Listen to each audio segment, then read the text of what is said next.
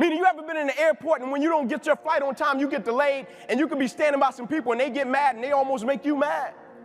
You're like, man, I wasn't even trying to get mad, but they making me mad. Never even realizing life may be protecting you from something. Like it's like the 9/11 incident. I was doing some research on it. I'll never forget. I'm doing research on it. Terrible incident. A lot of people lost their lives. Senseless act. And it talked about in this article the other side of it.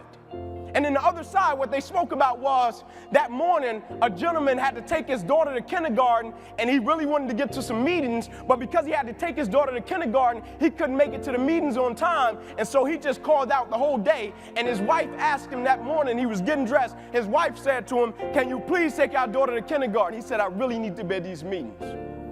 She said, can you please take our daughter to kindergarten? I really need to be at work. He said, I really need to get to these meetings. She asked him one more time, can you please? I beg you, can you please? He said, all right, I'll do it. He called in, didn't go to work that day, and because he took his daughter to kindergarten, it spared his life. One gentleman on the New Jersey Turnpike, headed to the same buildings, New Jersey Turnpike, accident happens, breaks down, can't get there on time, and because it happened, a situation that he couldn't control, it spared his life. One gentleman got a new pair of shoes, walking to work, got a blister on his foot. He had to go back home, change his shoes, and because he had to go back home to change it, it saved his life. One gentleman walking down the street, they send him to get some donuts. A guy comes, spills some coffee on his shirt. He had to go and change his shirt. Because he had to go and change his shirt, it spared his life. The other side.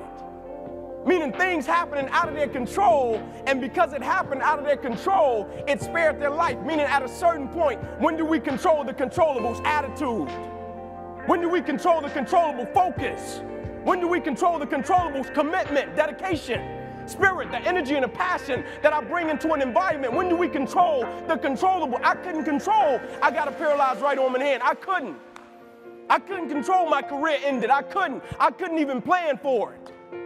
But when it happened, I could step back and say, okay, life, I can no longer play the game of football, but let me extract that dedication and commitment from the game. I can step back and say, my arm and my hand is paralyzed. My dedication isn't. My purpose isn't. My arm and my hand is paralyzed. My work ethic, it isn't. My purpose isn't. My arm and my hand is paralyzed. My dedication isn't. My purpose isn't. Meaning my reason for why I first started, it never got paralyzed. And as talented, as brilliant, as strong as people are, it's the saddest thing in the world when I see people just stop giving everything they got to something that they once loved. Because I think we all know the raw truth of it is people don't burn out because of what they do. People burn out because life makes them forget why they do it. Meaning life hits them and hits them with something till they just like, man, if I got to go through that, like I'm not bringing it today, man. And every day is not a good day. Everything is not all peaches and cream.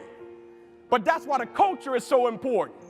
That's why when the culture is set, we know what we bring to it, and we know how we get down because we know what we're working for, and the purpose of it is greater than any individual.